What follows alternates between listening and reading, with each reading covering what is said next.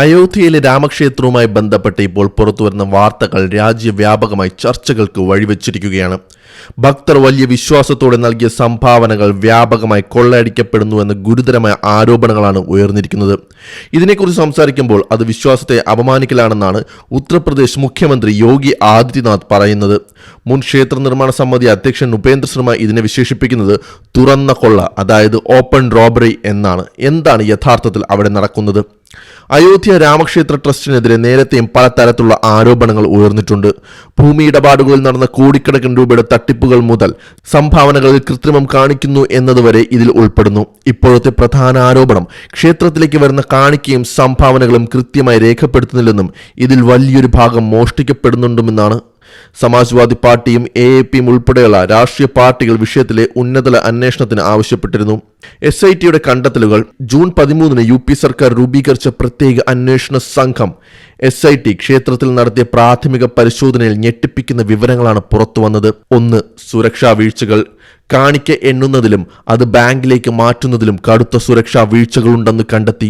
2. ജീവനക്കാരുടെ നിയമനം. ബാങ്കിംഗ് ആവശ്യങ്ങൾക്കായി നിയോഗിച്ച സ്വകാര്യ ഏജൻസി ചട്ടങ്ങൾ ലംഘിച്ചാണ് ജീവനക്കാരെ നിയമിച്ചത്.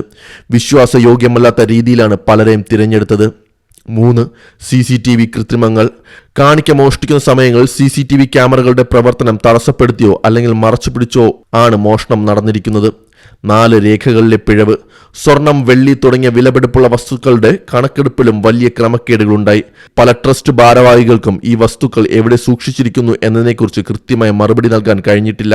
ആരോപണങ്ങൾ ഉയരുമ്പോൾ ട്രസ്റ്റ് അധികൃതർ മൗനം പാലിക്കുകയോ ആരോപണങ്ങൾ തള്ളിക്കളയുകയോ ആണ് ചെയ്യുന്നത്.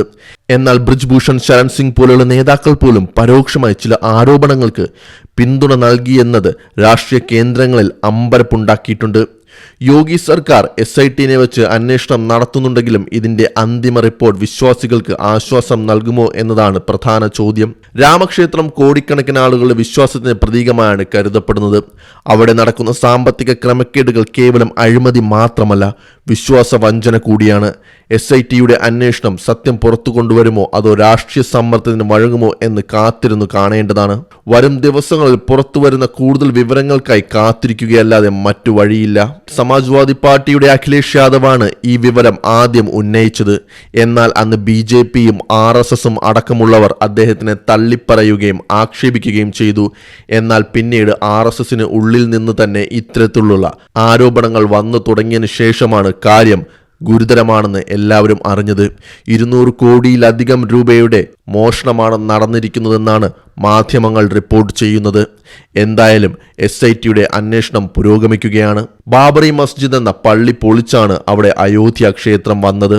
ബാബറി മസ്ജിദ് പൊളിച്ചതിന്റെ പേരിൽ ഇവിടെ നടന്ന കലാപങ്ങളെല്ലാം എല്ലാവർക്കും ഓർമ്മയുണ്ടാകും.